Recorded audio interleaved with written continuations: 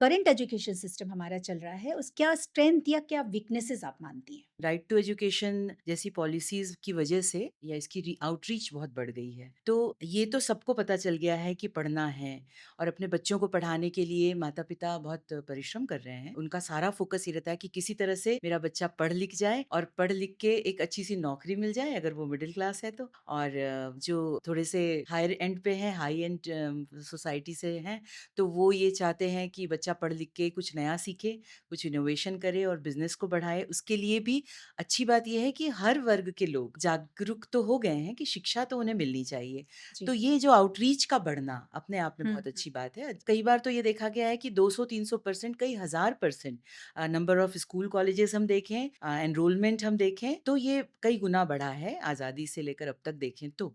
लेकिन साथ ही अगर वीकनेस की बात करूँ, एक समय था जब हमारे पास गुरु हुआ करते थे, हुँ, हमारे हुँ। पास चाणक्य थे, हमारे पास द्रोणाचार्य थे, हमारे पास ऐसे गुरु थे जो जो सिखाना चाहते थे वो उस क्षेत्र में बच्चे को सक्सेसफुल बनाने के लिए। जीवन में जो है आपको पहले लड़ना पड़ता है, उसके बाद कैसे लड़ना है ये सीखने का आपको समय नहीं मिलता है।